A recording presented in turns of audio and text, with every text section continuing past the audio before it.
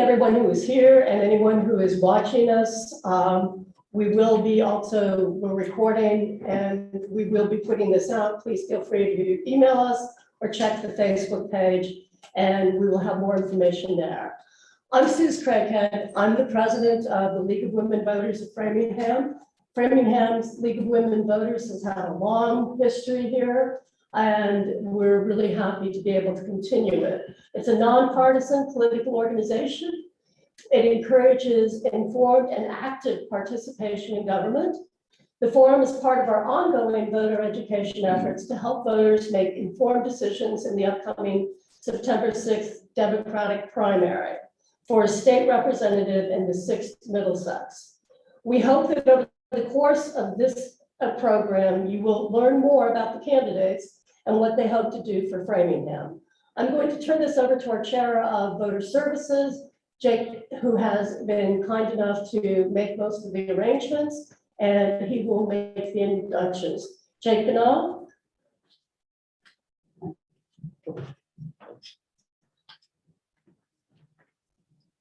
Hi, everybody. Like she said, my name is Jake Benoit. I'm the chair of voter services for League of Women Voters of Framingham. And I'd like to thank you all for coming tonight and watching at home.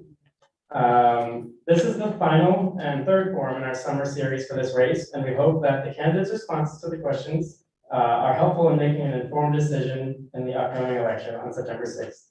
The questions asked tonight have been developed by resident submissions by local media outlets such as the Framingham Source and the Framingham Patch, as well as local nonprofits like Advocates. Without further ado, I'd like to introduce our moderator for the evening, Shelley Rodman of the League of Women Voters, Worcester area.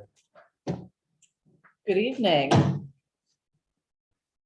Welcome to the League of Women Voters of Framingham Candidates Forum. I will start by explaining some rules for the forum, which each candidate received ahead of time. These are instructions for the candidates.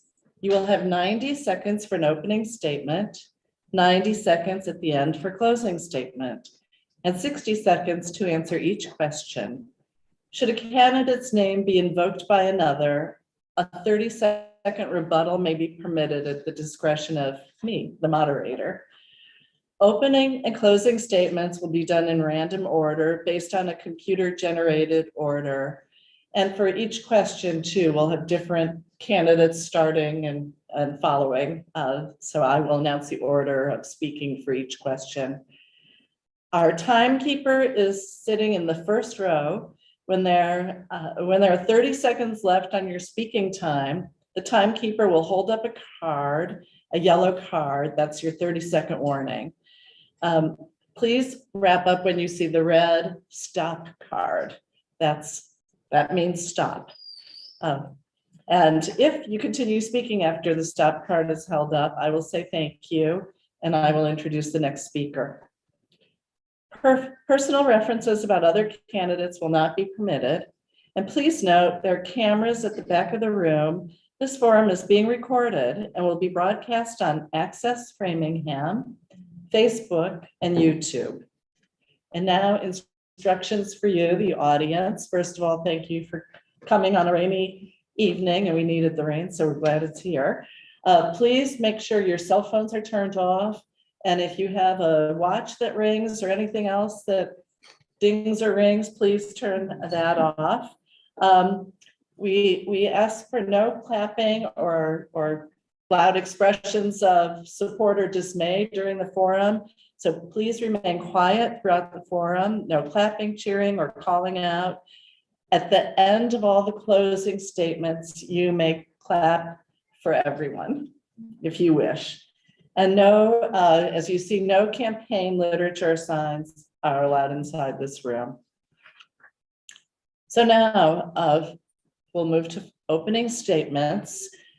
Again, each candidate has 90 seconds for the opening statements, and the order is Dhruba Sen, Margaret Shepard, and Priscilla Souza. And now, candidate Sen, please. Thank you very much, League of Women Voters. My name is Dhruba Sen. I live in Framingham. I've been here for nearly a quarter century. So, as many people already know through my various literatures and various postings, I am running as a Democrat and not as a cheatocrat. And many people have already know what that means, because during my nomination signature collection, I got the pushback, and there were many who declined to sign my nomination paper. And even after that, when I'm knocking on the doors of votes, there are many who, telling that no, you are a bureaucrat, I'm not going to support. So basically, I try to explain what is the scenario like. So yeah, Malcolm X talked about certain group of people who have mastered the art of lying and hypocrisy. My run is actually against that group of people, that clique, which is basically trying to harm the city of Framingham. And now you can add many more things to what Malcolm X said, like, master the art of not only just lying and hypocrisy, many more things. Thank you very much. Thank you. Margaret Shepherd. Thank you. Wow, to be here. My name is Margaret Shepherd, and Framingham has been my home for 30 years.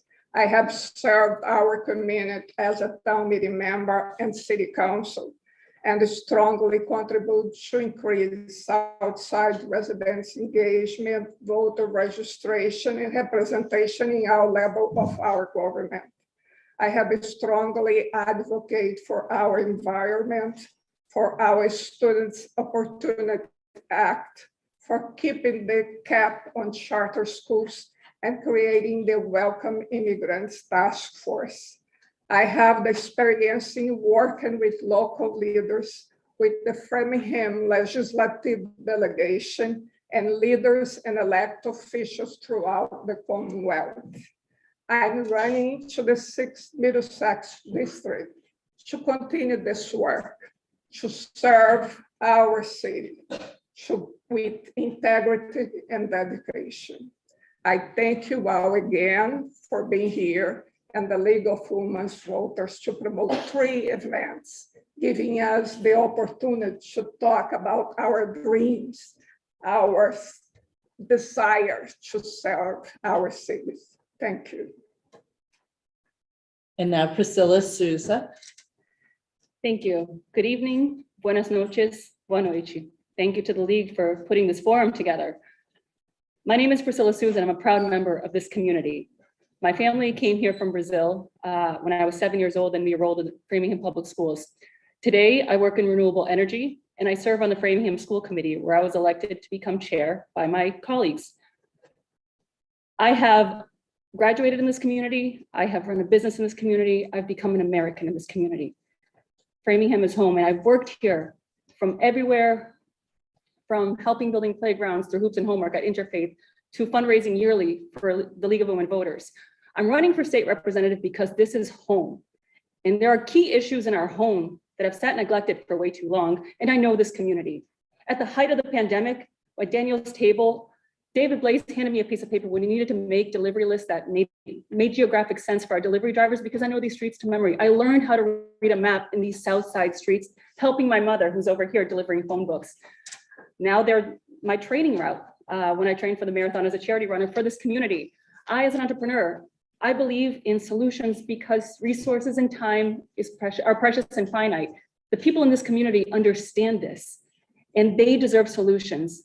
This is for our children, this is for our businesses, this is for our future. And I look forward to the discussion tonight. Thank you. Thank you for your opening statements. You'll all notice I'm going to be passing the questions. Before each question, I'm going to pass them down to each of you so that you'll have them in front of you as I read them. So, and the order for the first question will be candidate Sousa, candidate Sen, and candidate Shepherd. And again, you'll have 60 seconds to answer each question.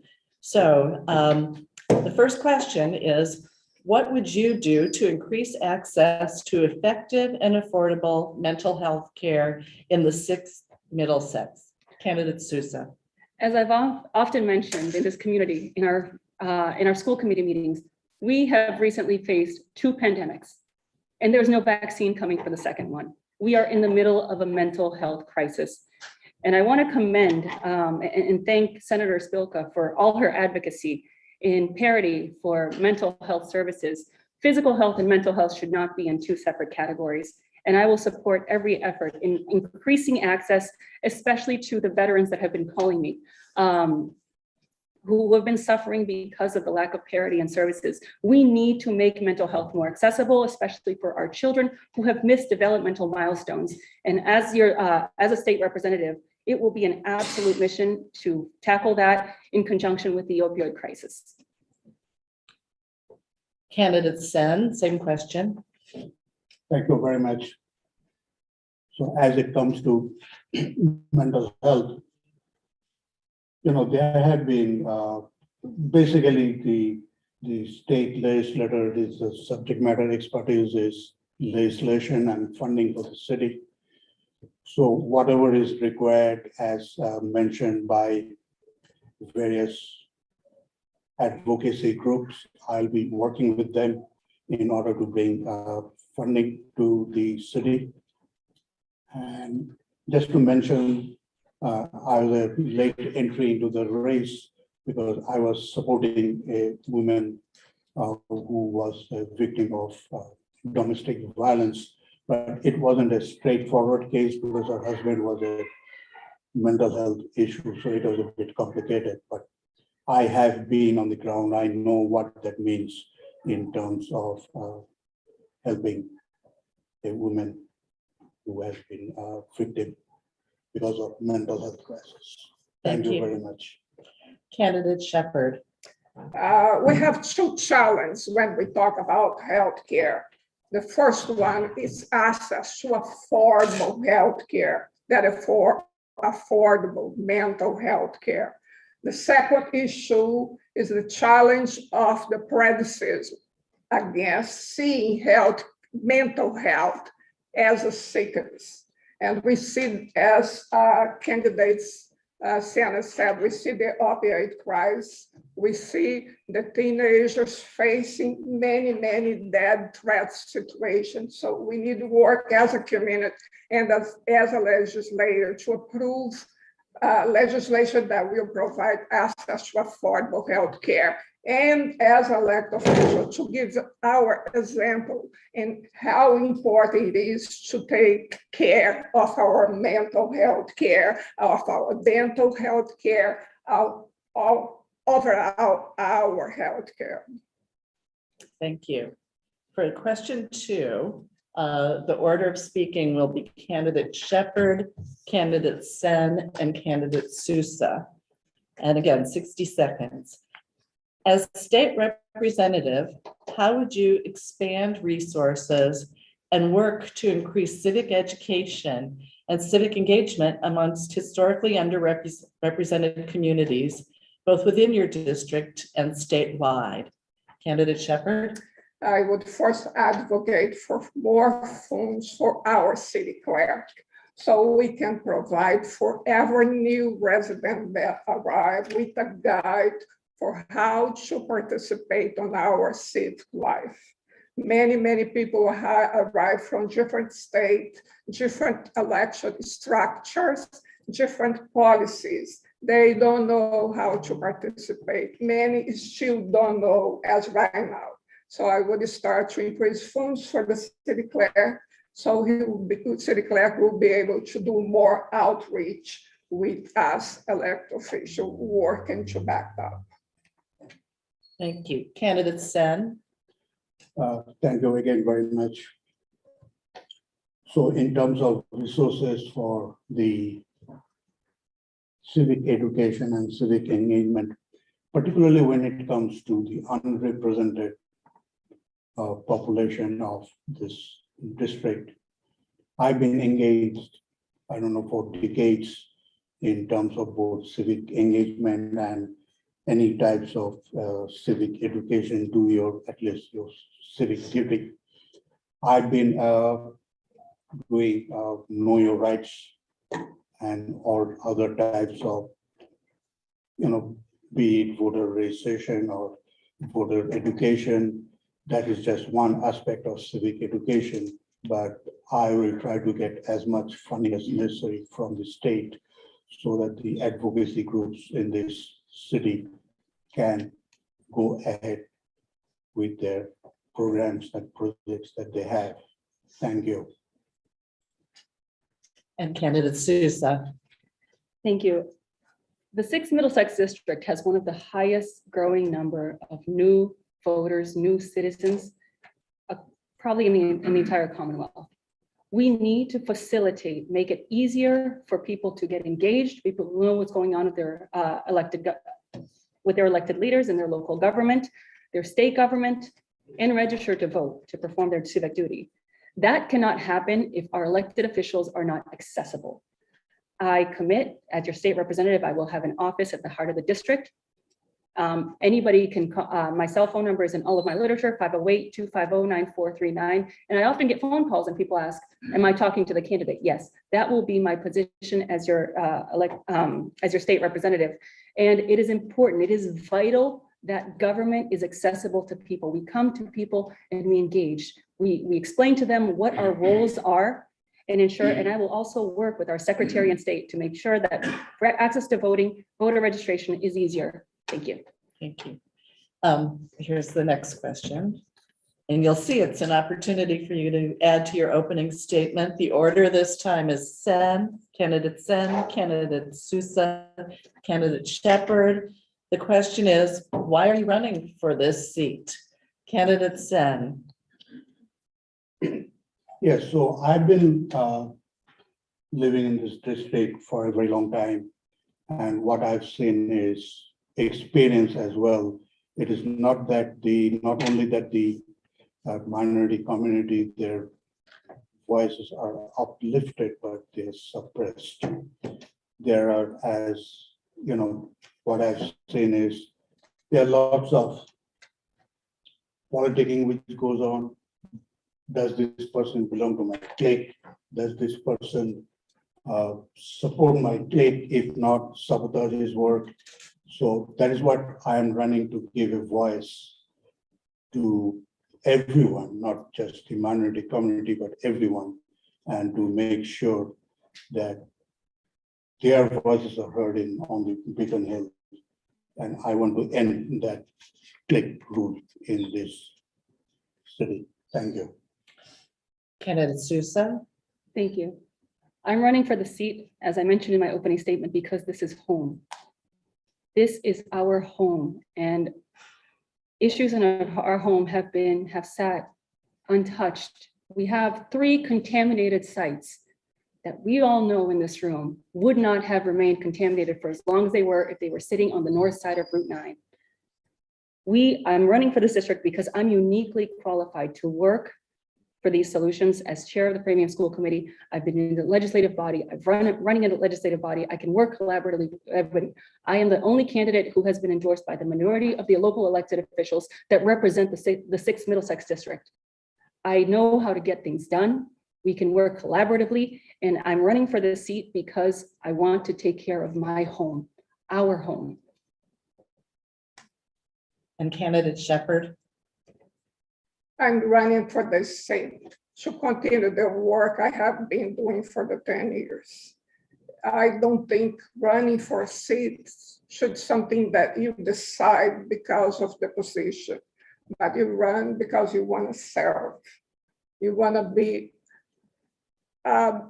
making a difference on people's life. And I have been doing that, and I have great connection and support with state legislator. I have the experience, and I am advocate for state legislation, and I have the experience as a city councilor who give me a unique opportunity to better serve the District 6. And that's the reason that I'm running to serve each one of you. Please pass this down. Question 4. The order will be candidate Sousa, candidate Shepherd, and then candidate Sen. Although perhaps less notably than the subway system, commuter rail has its fair share of problems. What would you do as a lawmaker to improve commuter rail service for Framingham? Framingham, we've heard a lot of conversation about the Orange Line, but as somebody who took the commuter rail for a number of years, I can tell you that a lot of the issues that we hear today are nothing new. In fact, we have just snowballed. Residents of Framingham often pick Framingham because their access to public transportation, the commuter rail to get to work. We have too many of our residents choosing our community and then falling prey to a local transportation system that is not working for them, which causes disappointment. We need to be able to have public transportation that is reliable, that is affordable, and that is accessible. And that is something that we absolutely need to focus on. We have local transportation, MWRTA, I toured them last week, and we need to start increasing access to our ability to get fewer cars off the road, reliable transportation so that more people can choose Framingham as their community and be able to provide for their families. Candidate Shepherd?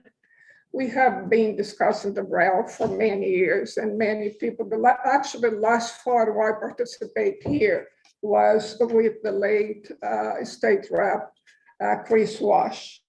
And that was a great proposal, but we always face the fact that we don't have funds. So my first fight is to approve the share amendment that will allow us to have enough funds to modernize the rail, to increase the quality of the trains and to increase connection with other lines so we can really make transportation reliable for Framingham. Candidate Sen, same question.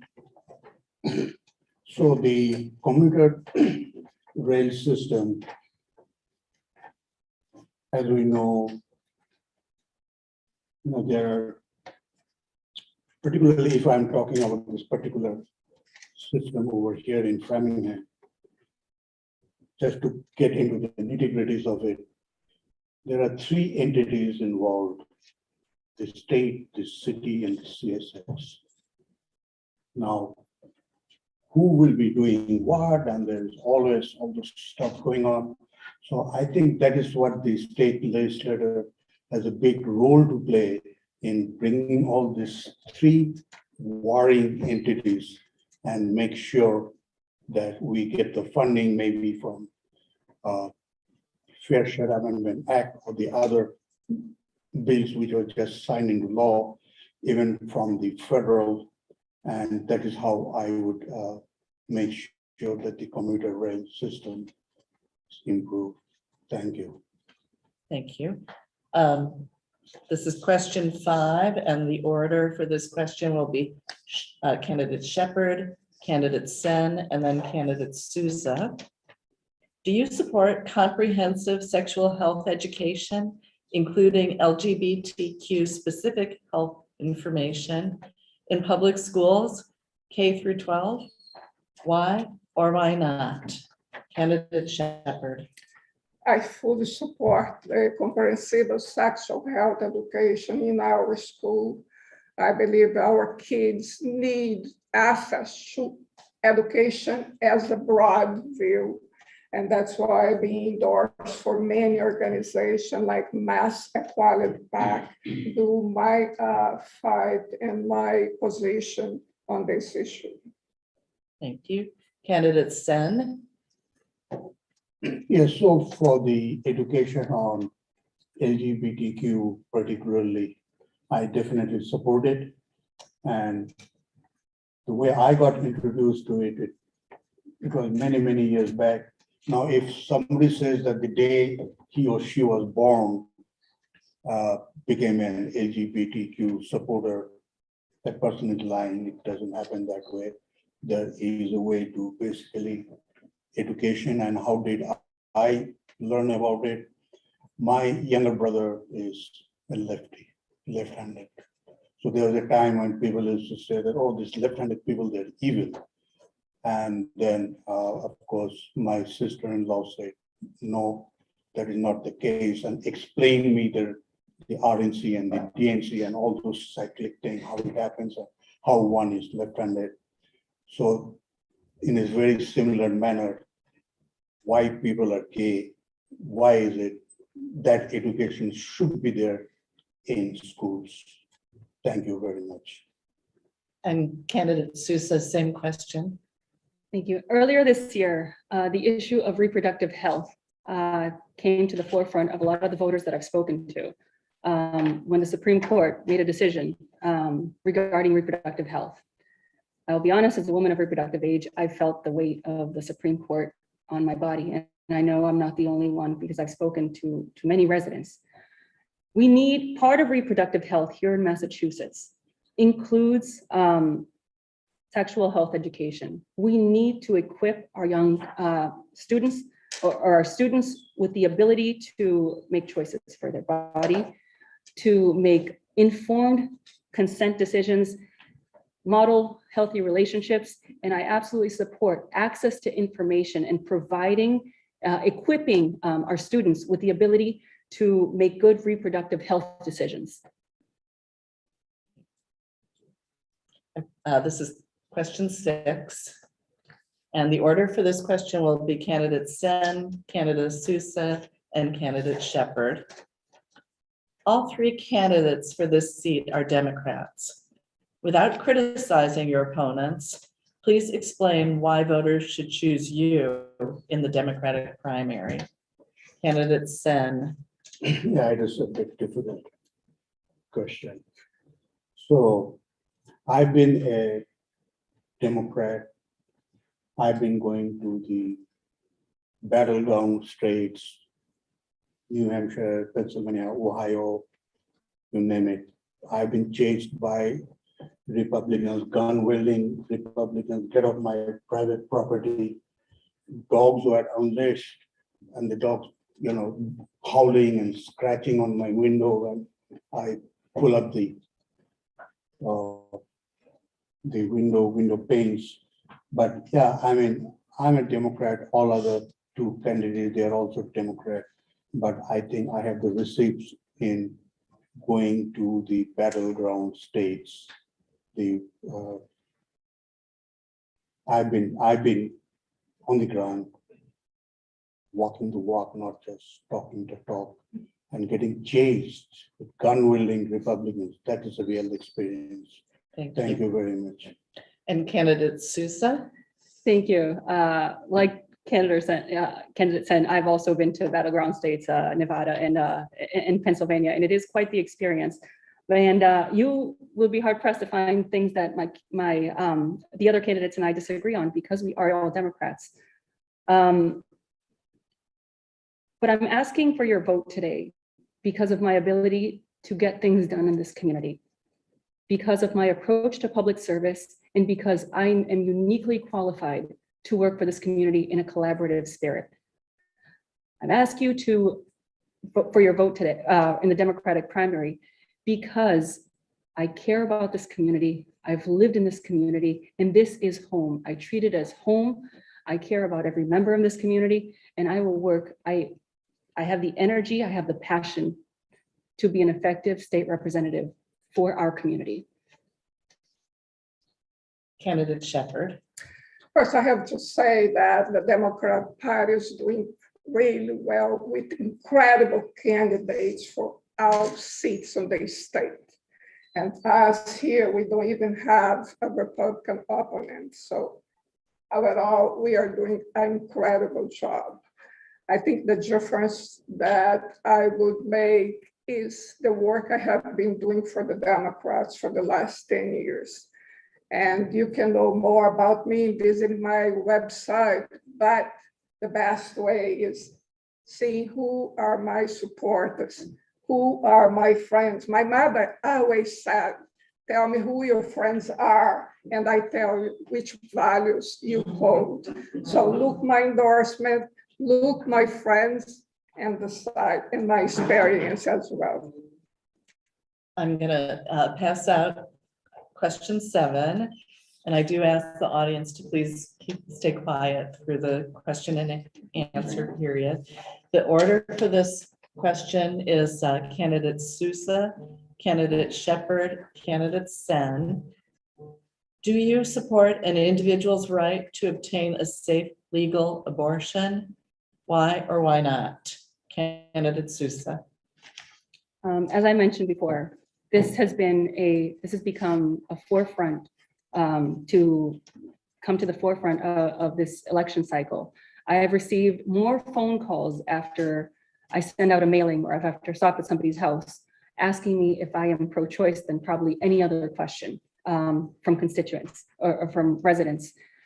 And it is incredibly important that I make it abundantly clear that I am pro-choice. I believe in a woman's right to make an informed reproductive health decision.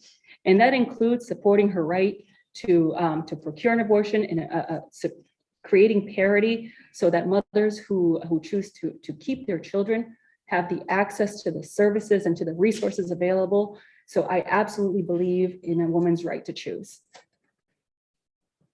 Candidate Shepherd. I believe the woman's right is a human right. And we have to cherish and protect. And when we talk about health, it's even more important. I'm fighting to keep Massachusetts accessible not only for those who reside in Massachusetts, for anyone that requires any reproductive care that comes from other states, and also for our undocumented immigrants who has no access to health care at all. I think we should provide, we should care and guarantee that no one has to die looking for illegal abortion clinics. No woman should go through that. We should, as a community, protect and enforce human rights. And candidates, and same question.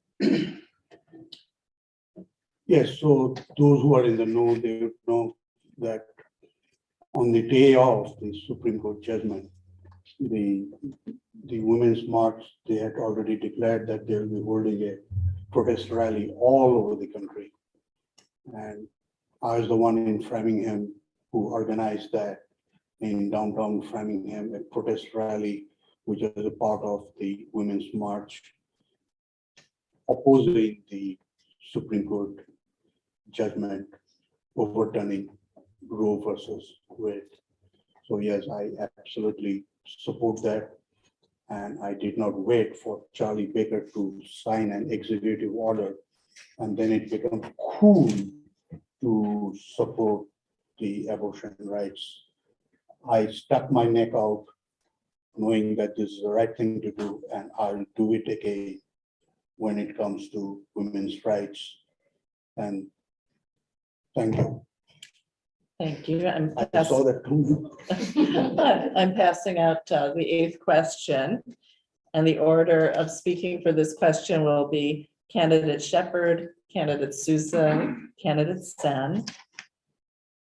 Despite a Democratic supermajority and a legislative session that often exceeds self-set deadlines, the legislature regularly fails to take action on major issues of importance on time, such as this session's economic development package. What would you do in your time in office to ensure that your legislative priorities are passed and enacted? Candidate Shepherd? Well, the work of the state rep is not done alone. We need to work with those who have the same values. So I already reach out and have the support and work together for many legislators. I have that experience that we have in the city council. That's the same thing. If you don't build consensus, you're not able to approve your agenda. You can have the best idea, the best legislation, the best proposal.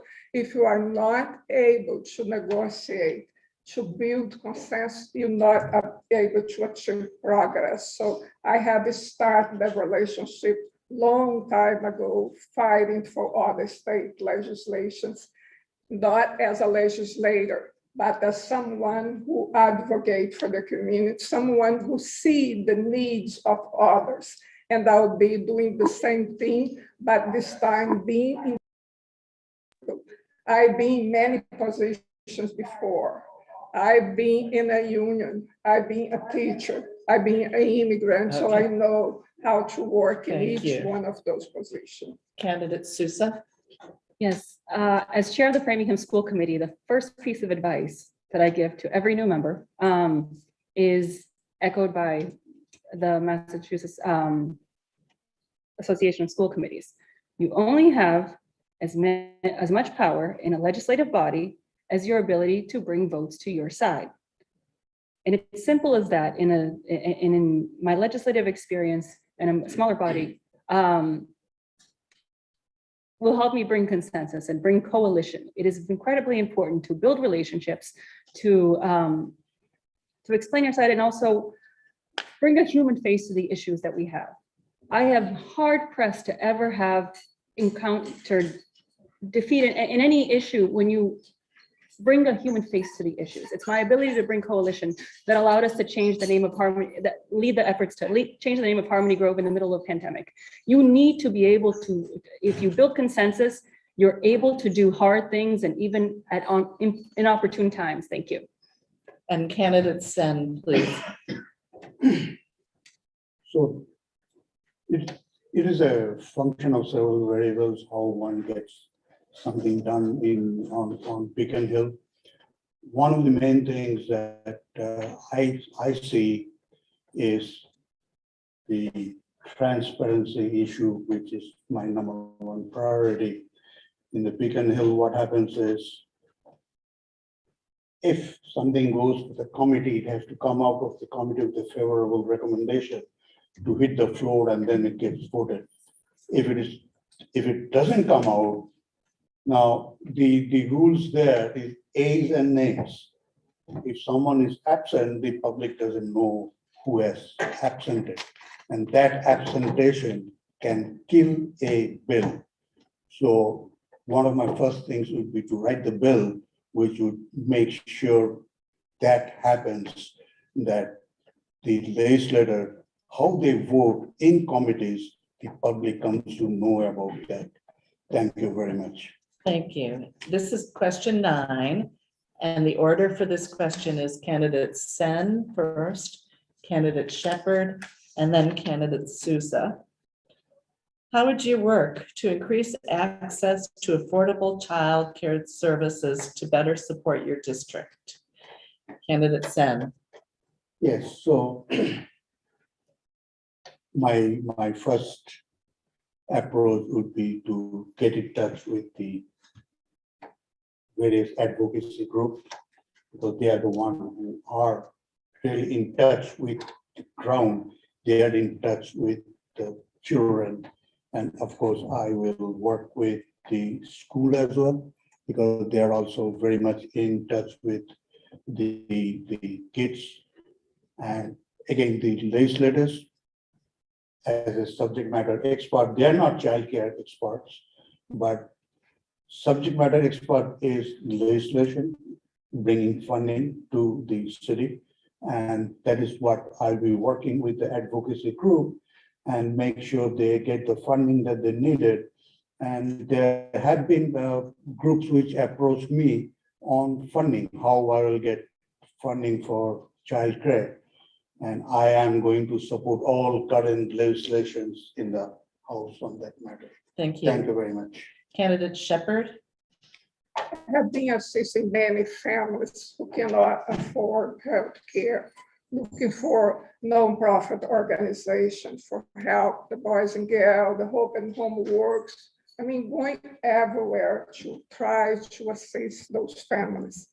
It's enough. We need legislation that will enact universal pre-K. We need to change the playing field.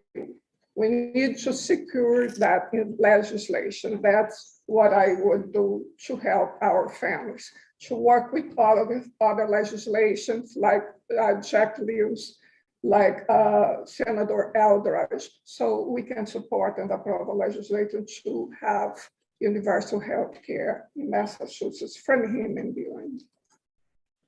And candidate Sousa, thank you. Thank you. The 6th Middlesex District, or as we commonly know, the south side of Framingham, is one of those places, is a place where less than 50% of the children living in this district have access to early childhood education. Those numbers change dramatically the minute you cross Route 9, where almost 100% of the children. Currently, in our public schools, over half of our children walk into a kindergarten classroom miles behind their classmates right next to them, and that's a tremendous burden to put on a 5-year-old. It is an absolute priority to increase access to early childhood education, to increase the potential of every child in that pivotal age from 3 to 8 years old, and make sure that we give them access to education so that there's a level playing field. We also need to increase funding to our community partners. I sit on the board of Hoops and Homework, and I understand firsthand the, no pun intended, hoops we have to jump through to help children, to help more children. And we need to increase our connection with our community partners. Thank you. Sorry, I missed it. And now I'm passing question 10. And the order for this is candidate Sousa, candidate Sen, candidate Shepherd. And the question is, how will you partner with community-based organizations to understand and be responsive to the needs of their communities and the staff who work in their organizations? Candidate Sousa. The easiest way to do that is to get to know these organizations. I've sat on the board of 6 nonprofits over the years, mostly all located on the south side, with the exception of Friends of Resiliency for Life. It is incredibly important that we sit, that we engage with these community partners and know them on an intimate level. There's no shortcut for this other than to get to know, roll up your sleeves and help them get in the trenches with them. It is incredibly important to know what their needs are, what their funding, what their legislative, what they need from us as legislators. And as your state representative, I will continue to do this work because it's what I've been doing for years, and continuing these relationships so that we can better equip our community partners to do what they do best and serve their community. They should not be worried about funding. They should not be worried about jumping through hoops in the state. They should be doing what they do best, treat our community. Candidate Sen. So I've been working with various community-based organizations. I myself, founder member of an organization called Welcoming Framingham that is formed in 2005. The Google group was formed in around 2008, and the Facebook group in 2011. So that Welcoming Framingham is basically with a focus on the immigrants. It welcomes the immigrants. I'm the founder president of Massachusetts Standing Up for Racial Justice, and I've been working with various organizations to build a team because we have to go outside the city and hold various events, various advocacy that I have to do. Like even if I have to go to the State House, rooms A and B for testifying, I need to mobilize various community members and go over there. Thank you very much. And now candidate Shepherd. I think what we did and watched during the pandemic is an example for all of us. We create a connection between our local organization and the foundations that could help and assist them with financial. And also to coordinate how each organization will provide help and identify who were those family needs. As a result of this work, the Brazilian American Center was just granted $100,000 by the Metro-West Foundation, which is an incredible sum of money for us. Brace attends about 120 people a day. So it's a heavy work, and we have been doing that with no money, and I'm sure other organizations are doing that as well. So we need to do a collective work and need to build a structure that will help us to bring the money that we need to provide the needs of our community. Thank you. I'm passing out question 11 now, and the order here is candidate Shepherd, candidate Sen, candidate Sousa. Please outline one specific legislative action you would take if elected and explain how it would directly benefit the 6th Middlesex. Candidate Shepherd? I would choose to first work in legislation that will guarantee that Framingham has enough funds to clean up all the 3 contaminated sites. And I would do that because I think that is a consensus legislation. We all agree that needs to be done. And other cities as well that facing the problem, having the same challenge that we have fighting alone for years and years. I think it's one issue that can reunite us and we can work together to provide not only solution for Framingham, but for other towns and cities that are facing the same issue. Candidate Sen, same question. So as I mentioned many times, transparency is my number one priority. That will be reflected in my legislative agenda as well. So the first legislation that I'll be writing would be in terms of extending FOIA to the legislature and the executive. But right now they don't apply there. And I want to make sure that it is transparent. The public has the right to know how the legislator they are behaving when nobody is watching them, and how does it apply to the 6th Middlesex. Transparency applies everywhere, even in the 6th Middlesex. If you want to know certain things are outside the purview of FOIA, I'll make sure that they are included within the FOIA. By FOIA, I mean the Freedom of Information Act. Thank you very much. And candidate Sousa. Thank you. The issues that facing our community are many, and I agree with candidate Shepherd that we need to be able to clean up these contaminated sites. I grew up on Wells Street, less than a mile from all 3 of these contaminated sites, and I understand the impact that they have. But as chair of the school committee, I'm vocationally attracted to education. And as I mentioned, less than 50% of the children living in this district have access to early quality preschool education. We have 5-year-olds who are sitting in a classroom as we start now, we're getting ready to start, and they will already have the developmental miles behind their classmates who happen to live in a different part of, or whose parents have access to different resources. That is a major equity problem that's going to impact their developmental milestones, their academic development, and even their earning capacity. The research is there. We need to do better for our children and level the playing field so they can start their academic careers in a position to succeed. Thank you. This is question 12. And the order for this will be candidate Sen, candidate Sousa, and candidate Shepherd. There's legislation at the state level that would require nonprofits to work together and pool client data in order to receive state funds. Would you support that legislation or idea? Candidate Sen? Yes, I will.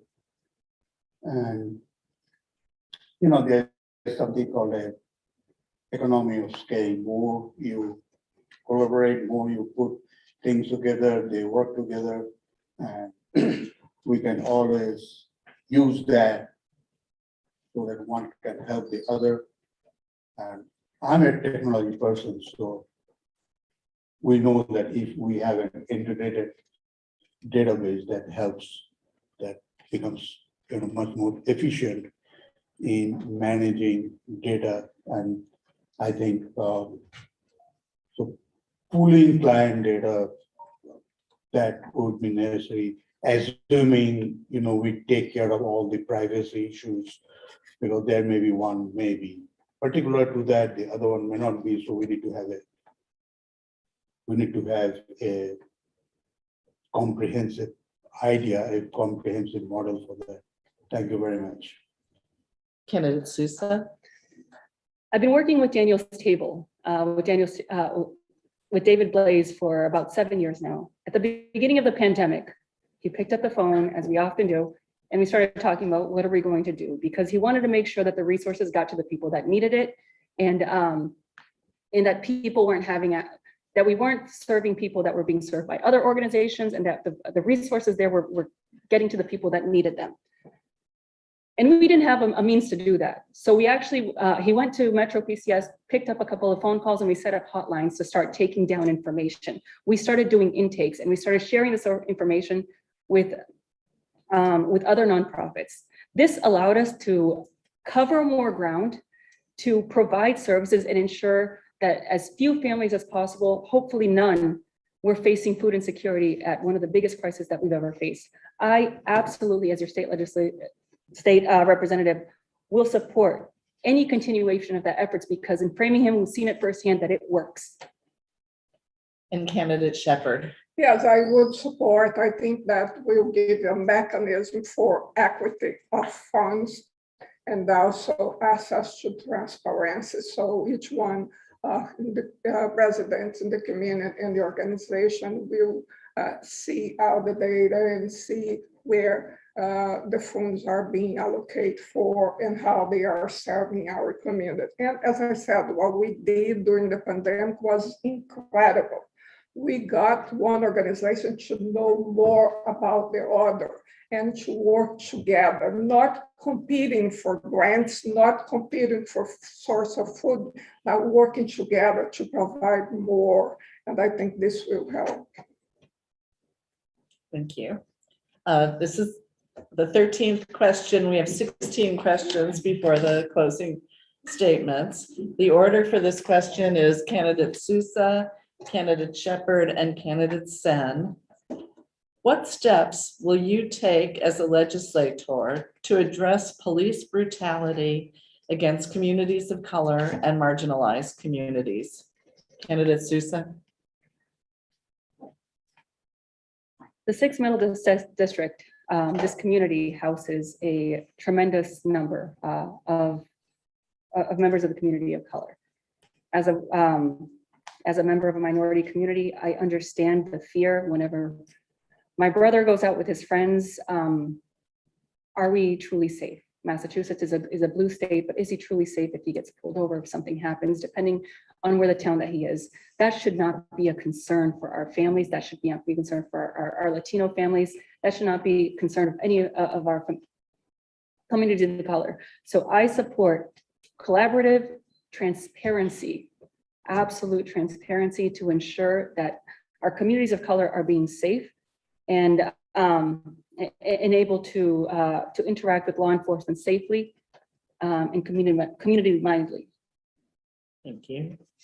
Candidate Shepherd.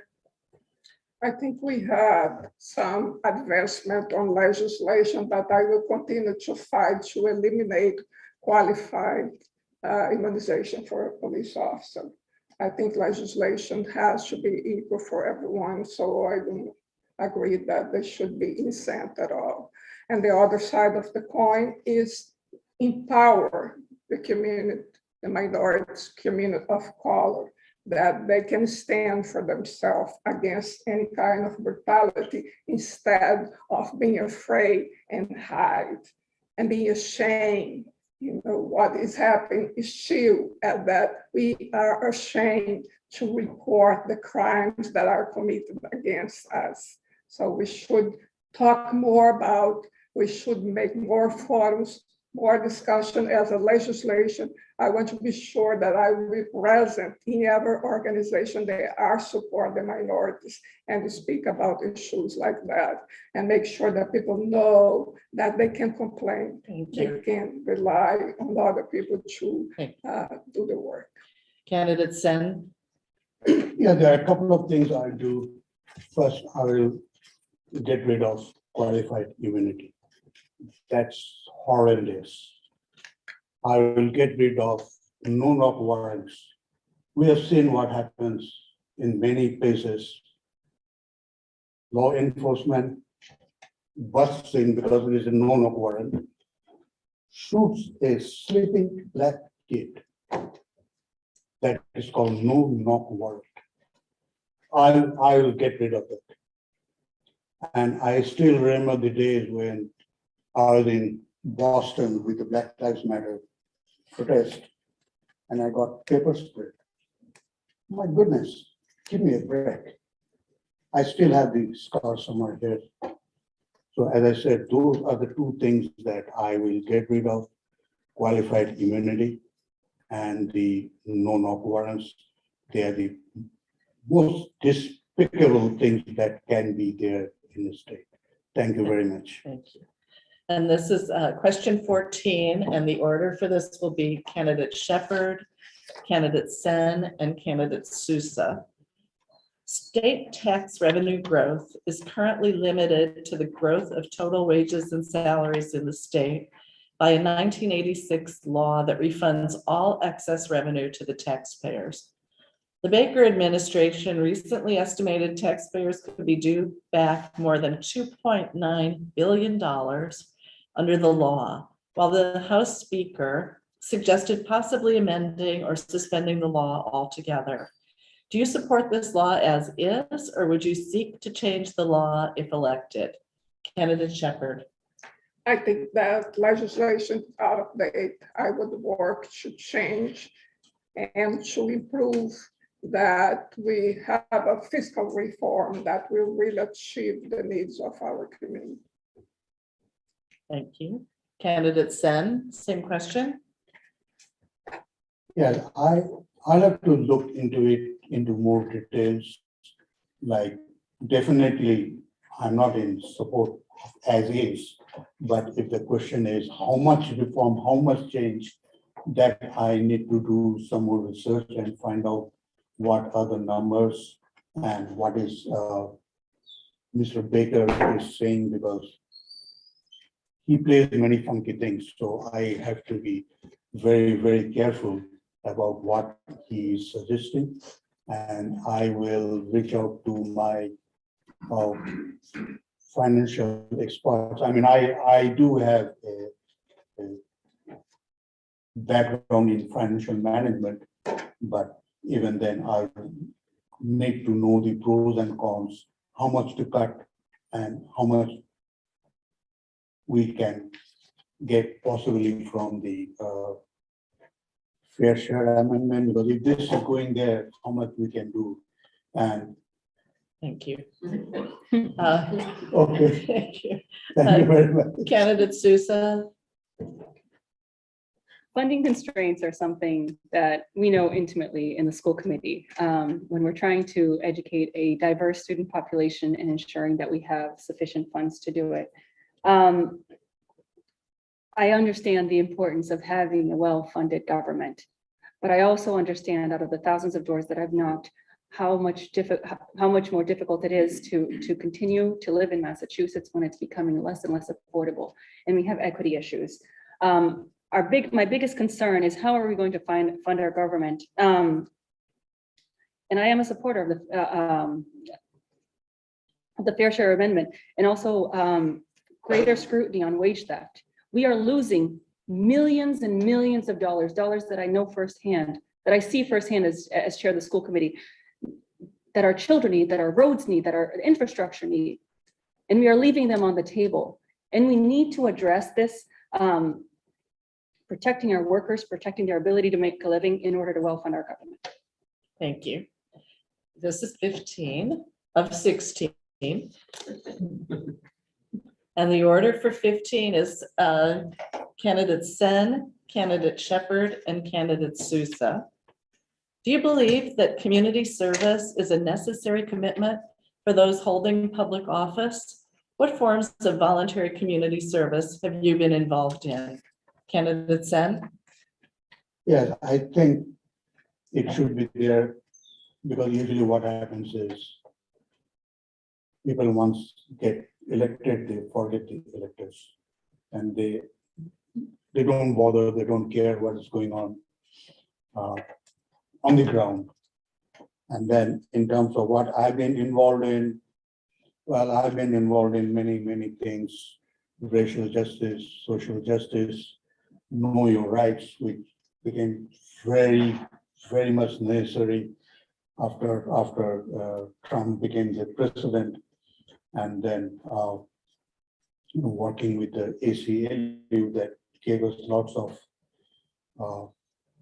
help in coming out with what needs to be done in terms of community services, how we can help the community.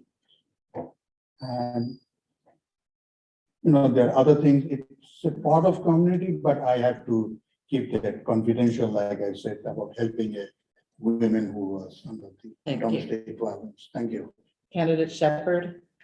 Well, I believe the community itself is not only for elected officials, but each one of us who have the privilege of being in a position to be able to help. As an elected official, I have been doing the same thing that I did my entire life, serving where is a need for, or either in the county that I lived before 30 years ago or here. Here, first, I served as an immigrant on the Brazilian American Center, the Brazilian Women's Center. And today I serve at the Framingham Democratic Committee at Energize Framingham, at Keep Framingham Beautiful. Everywhere there is a need for, I will make time to be there. And I invite all of you to be there too. And candidate Souza. I believe that public service absolutely requires community engagement and community service. I've been engaged in community service well before I became an elected official. I've worked with numerous organizations. I've mentioned a few, been on the board of Daniel's Table, currently on the board of Hoops and Homework, currently on the board of Friends of Resiliency for Life, currently on the board of Framingham Force, been on the board of Amazing Things Art Center, a member of the Purple Passion Committee in Voices Against Violence. I think it's absolutely necessary that elected officials have boots on the ground and understand what is going on and how their communities are being served, and will continue to work in community service. I believe it is a no-brainer for every elected official. I've also volunteered at Shadows, the women's shelter, and yearly in the Dominican Republic, because of the large group of the Dominican community that we have here in Framingham. So it's incredibly important that every elected official, it is a no-brainer to continue community service as an elected official. Thank you. And this is question 16. And for this question, the order is candidate Souza, candidate Sen, candidate Shepherd. Framingham has received state funds to design the city's share of the Bruce Freeman Rail Trail, but there are still major funding hurdles, including buying the land and building the path. What, as a state lawmaker, would you do to hasten the construction of the trail? Candidate Souza. I will be a tireless advocate for the increase of the funds to hasten the construction of the trail. I hear time and time again, in conjunction to the conversations we have around transportation, which is the #1 issue that I hear on the doors, on the thousands of doors that I've knocked today to the state, that we need a greater access to rail trails. We see other communities doing this. We see other communities providing access to rail trail for transportation and recreation, and Framingham needs to catch up. Thank you. Candidate Sen. So even though I've been saying that the legislator subject matter expertise is legislation, but rail transportation, railways, it is also a subject matter expertise that I have. I was a technical manager for the upgrade to the Dallas area rapid transit, going from nowhere to almost a Singapore type of model. But yes, funding is always a big problem. And since this is transportation, the fair share amendment, it should help in getting funding for this, because this is a part of the transportation. And I would try to get all other sources of funding for this, not only just fair share, but there are other bills which have been passed, signed into law, which can help in getting funding for this. And I will work tirelessly for that. Thank you. Thank you. And candidate Shepherd. I think I would work with all the organizations that are involved on the Bruce Friedman Rail Trail and also on federal level. Our representative, Catherine Clark, was here a couple months ago. She's working in grants for Framingham. So I think we are in a good position to work together to receive federal funds to work on the Friedman Rail Trail. Thank you. And now we move to our closing statements. Each candidate will have 90 seconds for their closing statement. The closing statements are going to be in a random order chosen by a computer program. It's Margaret Shepherd will be first, Priscilla Sousa will be second, and Druba Sen will be last. Candidate Shepherd. First, thank you again for being here. For those who are watching us on the YouTube, I think representative is as important as representation. So each one of us has been doing the work, and you should consider and see the history of each candidate and see who better have been providing this work, who better is qualified to represent the Democrats, especially see the work each one of us has been doing with the local Democrat committee. I have been treasurer for the committee for some years, a vice chair of outreach committee, and I have the support of a large number of our Framingham Democrat committee members. So I invite each one of you to see the work of the committee. Should we speak with your friends that are members of the committee and get to know more of the history of each one of us. And I hope I can count with your vote on September 6th. Thank you. Candidate Sousa. Thank you so much. And I appreciate the opportunity for being here, for putting this forum together. We have a unique opportunity. It is a moment of transition for the 6th Middlesex District, which is an incredibly important and precious opportunity that we have to get a lot of things done. We need a candidate that's going to, a state representative that is going to have boots on the ground. And I have the experience, I have the proven leadership to be able to hit the ground running from day one. I've worked with numerous organizations.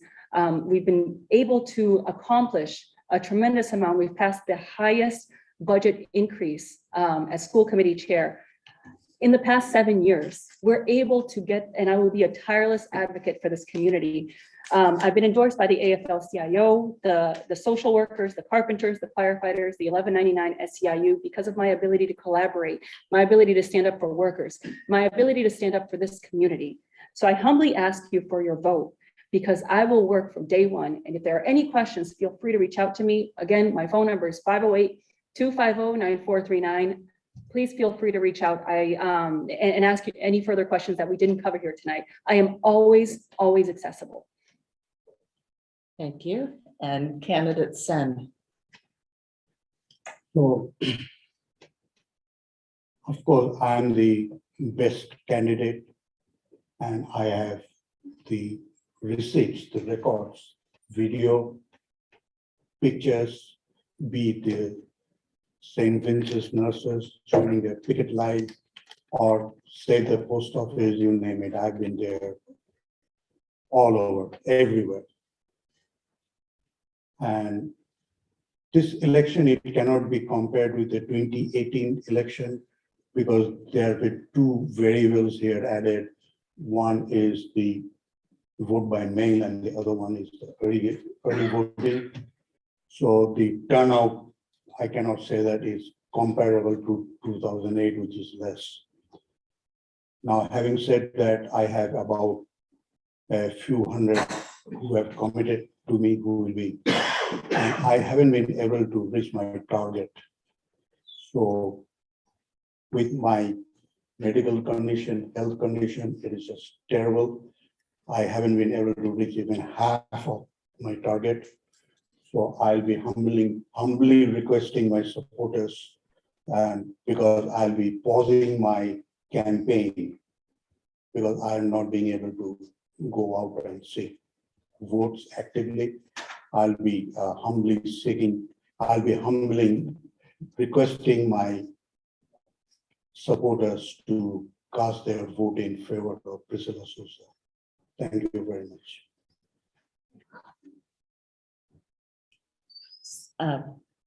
Well, thank you all for being here tonight. And I'd like to close this forum by thanking all of the candidates for their participation in the democratic process.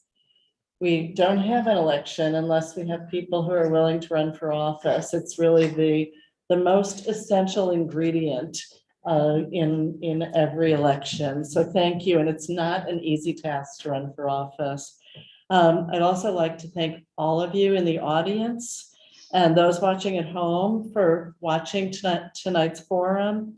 I noted while you were listening that you really were listening. So people really did care about hearing from all of you. And I thank you very much. And to all the voters in this room, please remember to vote on September 6th or before by early voting or mail voting, but absolutely by September 6th. Thank you and good night. It's been a pleasure for me to be a guest in your community and to meet your candidates here.